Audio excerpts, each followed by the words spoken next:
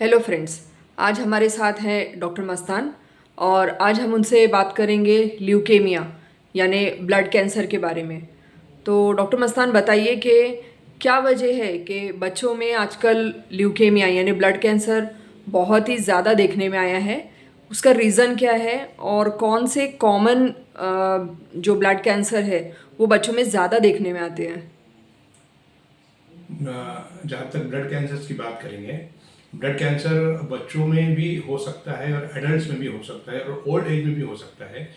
लेकिन बच्चों में बहुत कॉमन हो रहा है और बच्चों में ये बहुत ज़्यादा तेज़ी से फैल रहा है, जो बहुत ज़्यादा फिक्र की बात है। जी। बच्चों में जो कॉमनली होने वाले ब्लड कैंसर से उसमें से एक है ALL, acute lymphoblastic leukaemia. Okay. AML भी हो सकता है और बाकी के कैंसर भी बच्चों में हो सकते हैं, लेकिन सबसे कॉमन जो है ALL है, जो बहुत ज़्यादा खतरनाक है, जिसमें इलाज भी बहुत ज़्यादा जो है कॉम्प्लिकेटेड है और बहुत ज़्यादा बच्चे उससे सफ़र होते हैं। एक चीज़ ये हो गई। जी। लिम्फोमास भी बच्चों में हो सकता है, लेकिन वो रेयर है। ज़्यादातर ल्यूकेमियाज बच्चों में देखा गया है और इसके रीजंस की अगर जहाँ तक हम लोग बात करेंगे तो बहुत सारे कॉजेज जो है वो उसके ऊपर काम चल रहा है, बहुत सारे कॉजेज है।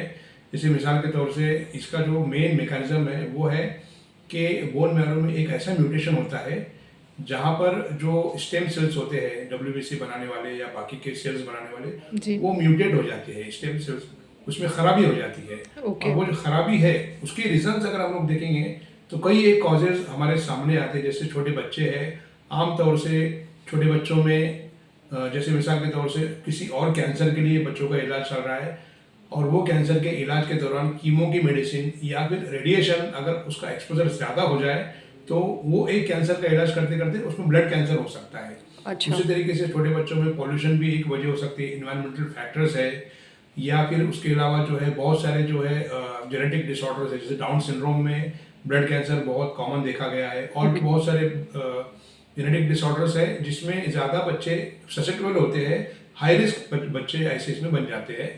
उसके अलावा बेंजीन एक्सपोजर है, जिसमें आमतौर से बेंजीन एक्सपोजर का मतलब क्या है दोस्तों, जैसे केमिकल फैक्ट्रीज है, पॉल्यूशन है, ये तमाम चीज़ें ऐसी है जो बेंजीन के एक्सपोजर को बढ़ाती है। तो ये भी एक रीज़न हो सकता है। उसके अलावा अगर हम बहुत अच्छी तरीके से गौर व फिक्र करेंगे तो ये समझ में आता है कि हम हमारे बच्चों को बहुत ख़राब डाइट जो है वो दे रहे हैं। ओके। खराब डाइट का मतलब क्या है कि उस डाइट के अंदर प्रोटीन का नामो निशान नहीं है। जी। हम बच्चों को प्योर कार्ब देते हैं, जिसके अंदर आइसक्रीम है, मिठाई है, मीठी चीज़ें है, चॉकलेट्स है, कोल्ड ड्रिंक्स है। ओके। उसके अलावा जो है ऐसी चीज़ें हैं जो जो है आप जिसको बोल सकते हैं जंक फूड है, राइट। बेकरी के प्रोडक्ट्स है, शुगरी प्रोडक्ट्स है। ये तमाम ऐसी चीज़ें हैं, सब की सब जो है फ्रूट्स खास तौर से हम लोग बहुत बहुत बच्चों को खिलाते हैं। ये तमाम के तमाम जो है बॉडी के अंदर शुगर के स्पाइक्स को बढ़ाते हैं, इंसुलिन के स्पाइक्स को बढ़ाते हैं, इन्फ्लामेटरी चेंजेस को बॉडी के अंदर तेज़ी से बढ़ाते हैं, जिसकी वजह से बोन मैरो के अंदर इम्पैक्ट होकर कैंसर होने के पूरे पूरे चांसेस बढ़ जाते हैं दोस्तों। तो ये तमाम चीज़ें ऐसी है जिसको हम लोग अच्छी तरह प्रिवेंट कर सकते हैं। बच्चों के डाइट के अंदर हम लोग प्रोटीन का इस्तेमाल अच्छी तरीके से कर सकते हैं। जैसे मिसाल के तौर से एनिमल प्रोटीन आप बच्चों को खिलाइए। उसी तरीके से स्प्राउट्स है, उसी तरीके से बीन्स है, ड्राई फ्रूट्स है। ये तमाम ऐसी ग़िज़ाएँ हैं जो हेल्दी है और आपके बच्चों को ब्लड कैंसर से डेफिनेटली जो है ये प्रिवेंट कर सकती है। ओके। ओके। सो मैं अब ये पूछना चाहूँगी कि क्या सिम्टम्स नज़र आते हैं जब ऐसा बच्चा जो है वो ल्यूकेमिया में से सफ़र करता है। देखिए, बहुत छोटे बच्चों को भी ब्लड कैंसर हो रहा है। 1 महीने 2 महीने के बच्चों को भी हमने देखा है, 6 महीने के बच्चों को ब्लड कैंसर देखा है, जी। 1 साल 2 साल 5 साल, बहुत ज़्यादा ऐसे बच्चों को किसी भी एज में ब्लड कैंसर हो सकता है। तो आमतौर से छोटे बच्चों में जो सिम्टम्स की जहाँ तक बात करेंगे, जैसे मिसाल के तौर से आपका बच्चा जो है खेल रहा है, खेल कूद कर रहा है अच्छी तरीके से, अचानक जो है वो जो अपना खेल कूद उसने कम कर दिया, बहुत जल्दी थक जा रहा है, बार बार बीमार हो रहा है, बोन पेन हो रहा है, बॉडी पेन हो रहा है, उनकी इम्यूनिटी डाउन हो रही है, बार बार उनको इन्फेक्शन हो रहे हैं, तो आपने ये थोड़ा सोचना है कि कुछ तो भी ऐसी चीज़ है जो हम मिस कर रहे हैं। फिर उसको आगे अपने पीडियाट्रिशियन के पास ले जाके ब्लड कैंसर है या नहीं उसकी आप डायग्नोसिस कर सकते हैं, जिसके अंदर एकदम सिंपल टेस्ट है CBC। ओके। प्लेन अगर आप CBC करेंगे, हीमोग्लोबिन हीमोग्राम करेंगे, उसके अंदर आपको एक बेसलाइन समझ में आएगा। उससे फिर अगर उसके अंदर कोई अगर एब्नॉर्मलिटी है तो आगे के टेस्ट करके आप जो है ब्लड कैंसर की डायग्नोसिस को आप कंफर्म कर सकते हैं। Okay. The next question is कि मॉडर्न मेडिसिन में इसका क्या ट्रीटमेंट है? मॉडर्न मेडिसिन में ब्लड कैंसर का एक ही इलाज है, वो है कीमोथेरेपी की साइकिल्स। ओके। उसके बाद अगर वो साइकिल्स सक्सेस हो गई तो ठीक, वरना वहाँ पर बोन मैरो ट्रांसप्लांट का एक उनके पास जो है ऑप्शन है, जिसके रिजल्ट बहुत बहुत अच्छे हैं और कीमोथेरेपी के भी रिजल्ट अच्छे हो सकते हैं।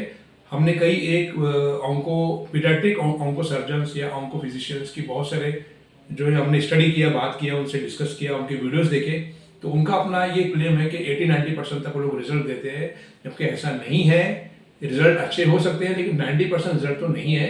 उसके बावजूद भी जो कुछ भी काम कर रहे हैं वो लोग एविडेंस बेस्ड है, अच्छा काम है। जी। लेकिन यहाँ पर ज़रूरत है कि उस ट्रीटमेंट के साथ एडजॉइंट थेरेपी के कोई ऐसी हर्ब, कोई ऐसी जड़ी बूटी जो है एड ऑन की जाए, जिससे उन दवाओं की एफिकेसी बढ़े, उन दवाओं के साइड इफेक्ट्स खत्म हो और पेशेंट का आउटकम अच्छा हो और पेशेंट ब्लड कैंसर से पूरी तरह ठीक हो जाए। ओके। क्या आप बता सकते हैं कि यूनानी मेडिसिन का कितना रोल है और क्या क्या हर्ब्स उसमें यूज़ किए जा सकते हैं? जहाँ तक यूनानी मेडिसिन की बात है डॉक्टर कौशल, ये बहुत इनिशियल स्टेज में हम लोग बात कर रहे हैं अभी। यूनानी मेडिसिन में हम, हमारी टीम या हम ही इस तरीके से काम कर रहे हैं ब्लड कैंसर्स में या बाकी के कैंसर्स में, जिस पे थोड़ी थोड़ी उम्मीद हमको जग रही है। जी। हमारा अपना जो एक्सपीरियंस है, वो हमारे पास जो कुछ भी केसेस आते हैं ब्लड कैंसर्स के, बच्चे खास तौर से, तो उनमें हमने जो रिजल्ट देखे हैं, उस रिजल्ट की बिना पर जो हमें बहुत उम्मीद लगती है कि यूनानी मेडिसिन एक ऐसी सिस्टम है जो ब्लड कैंसर में एक बहुत बड़ा रोल अदा कर सकती है और बहुत बड़ी इसके अंदर रिसर्च हो सकती है, लेकिन उस पर काम होना चाहिए। एक चीज। दूसरी चीज ये है कि यूनानी मेडिसिन का मतलब ये है, यूनानी medicine is like Ayurveda and naturopathy. Ayurveda naturopathy में जिस तरीके से हर्ब्स का इस्तेमाल होता है, इलाज में तदबीर का इस्तेमाल होता है, जिसे आप रेजिमेंटल थेरेपी कहते हैं, नेचुरल रिसोर्सेज को लोग इस्तेमाल करके इलाज करते हैं, उसी तरीके से यूनानी में उसका इलाज है। अब यूनानी में इस तरीके से आप इलाज कर सकते हैं कि प्लेन हर्ब्स, जैसे मिसाल के तौर से हमारे मतलब में जो हम लोग दवाइयाँ इस्तेमाल करते हैं ब्लड कैंसर्स में बच्चों के लिए खास तौर से, उसमें सदाबहार, जी, उसके अलावा करक्यूमिन, उसके अलावा हिबिस्कस, सिंपल गुलाब का पाउडर भी बहुत अच्छी तरीके से जो है ब्लड कैंसर के पेशेंट को इफेक्ट करता है। और भी कई दवाइयाँ हैं जो हमारे मतलब में हम लोग इस्तेमाल करते हैं और बहुत अच्छे रिजल्ट आते हैं। एक बच्चे का आपसे डिस्कस करूंगा जिसका इलाज मेरे पास चल रहा था, उसकी एज 18 मंथ्स है। और उस बच्चे का हमने इसके पहले वीडियो बना, आप देख सकते हैं। 500 और 1700 ऐसे तरीके से उसका WBC काउंट एकदम डाउन चल रहा था। हमारे ट्रीटमेंट में वो काउंट 3000-4000 पे आया और अच्छी तरह मेंटेन हो रहा था और उसको जो है ओवरऑल अच्छा भी लग रहा था। लेकिन चूंकि डॉक्टर्स का सजेशन कीमोथेरेपी का था, हर एक कीमो में वो बच्चे को बहुत ज्यादा साइड इफेक्ट आए और बाकी की दवा में हमारी दवाओं की एफिकेसी कम होती चली गई। पता नहीं अभी बच्चा जिंदा भी है कि नहीं मालूम नहीं है, हमारे 2-3 महीने से कांटेक्ट में नहीं है। लेकिन वो बच्चे को जब हमारे पास इलाज के लिए आए, वो मेडिसिन लिए, बहुत पॉजिटिव रिजल्ट आए। बच्चा खेलने भी लगता है और उसके काउंट भी बढ़ने लगते हैं और पेशेंट को ओवरऑल अच्छा लगता है, क्वालिटी ऑफ लाइफ बहुत अच्छे से इंप्रूव होती है।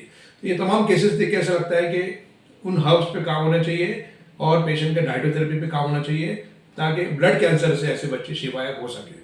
Very true. आजकल मतलब पेशेंट को इतना अवेयरनेस नहीं है यूनानी मेडिसिन के बारे में।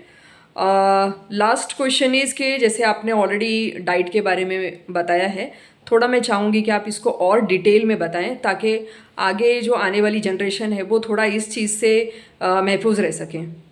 मैं कुछ रेसिपीज बताता हूँ जी, ठीक है। यहाँ पर मामला वीडियो बनाने का मतलब ये नहीं कि आप हमारे पास आए और हमको बिजनेस दे।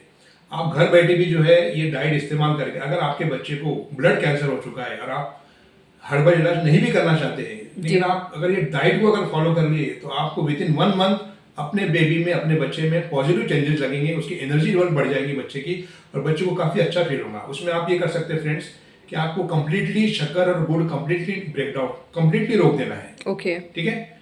व्हाइट शुगर और गुड़ और शहद पूरी तरह बंद करना है। उसकी बजाय मीठे के तौर से आप खजूर का इस्तेमाल कर सकते हैं और अंजीर का इस्तेमाल कर सकते हैं। ठीक है, एक चीज ये हो गई। उसके अलावा आप लोगों ने जो है कोई भी अनाज नहीं देना है। गेहूं, मैदा, बेकरी, बिस्किट, ज्वार, बाजरा, नाशनी और चावल नहीं देना है। ये इन्फ्लामेटरी डाइट है कैंसर के बच्चों के लिए। उसकी बजाय आप राजगिरे के आटे की रोटी दे सकते हैं। मूंग, उड़द और बेसन को आप भिगा कर रखिए, उसका बैटर बनाइए, उसका चीला बनाइए और उसको आप जो है किसी सब्जी के साथ या किसी ग्रेवी के साथ बच्चों को दे सकते हैं। अच्छा। स्प्राउट्स खिला सकते हैं बच्चों को, बीन्स बॉयल करके खिला सकते हैं, मटन सूप्स दे सकते हैं, चिकन दे सकते हैं, अंडे दे सकते हैं। ये बहुत हेल्दी डाइट है दोस्तों। उसके अलावा जो है कई एक ऐसी चीज़ें हैं जो आपको जो है नेचुरल तरीके से आप सप्लीमेंट के तौर से दे सकते हैं। ओके। डॉक्टर मस्तान, हमेशा की तरह आज भी आपने काफ़ी इंफॉर्मेटिव चीज़ बताई है। सो आपका बहुत बहुत शुक्रिया। Thank you so much. Thank you very much. Thank you.